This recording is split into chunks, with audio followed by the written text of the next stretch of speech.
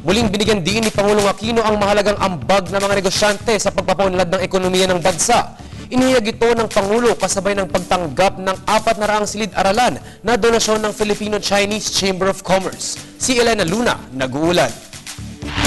Hinikayat ni Pangulong Aquino ang mga negosyante na makipagtulungan sa gobyerno sa patuloy na pag-arangkada ng ekonomiya ng Pilipinas. Sa kanyang pagharap sa mga opisyal at miyembro ng Federation of Filipino-Chinese Chamber of Commerce and Industry Incorporated, inilarawan ng Pangulo ang ginagawa ng gobyerno para maging madali ang pagnenegosyo sa bansa.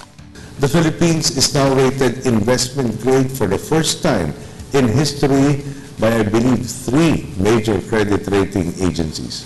Our economy grew by a remarkable 7.8% in the first quarter of 2013.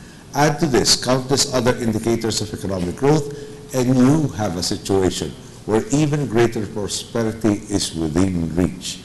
And even as we invest in infrastructure and institute reforms that level the playing field, we continue to channel the hard-earned money of our taxpayers into health, education, social and other initiatives to empower our countrymen, making them true, productive contributors to the continuing cycle of opportunity and progress.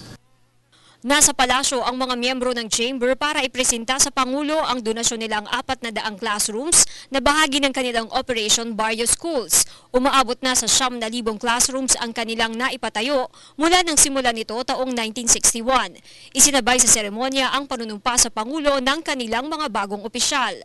To me, this symbolizes your pledge to the government and more importantly to the Filipino people, not only to contribute to economic growth through your businesses, but also to help empower our countrymen by investing in their future. With more than 9,000 classrooms constructed all over the country since 1961, the FFCCCII has opened the doors of learning and consequently of opportunity to so many of our students. Kabilang din sa ginagawa ng Chamber ang mga medical missions, relief operations at volunteer fire brigades. Ipinaalala ng Pangulo na higit pa silang makakatulong sa marami kung patuloy rin nilang gagawin ang kanilang civic duty. As you continue to reap benefits from our economic revival, I hope that you will also be more willing to share the hard work, not only through your philanthropic activities, but also by setting the good example as citizens who fulfill their obligations on time and by the book. It's my hope that as you continue to give generously, you also take to heart the civic duties and responsibilities of every Filipino. This is what will allow our already strong partnership to flourish in the years to come. Kabilang sa tinutukoy na civic duty ng Pangulo ang pagbabayad ng buwis.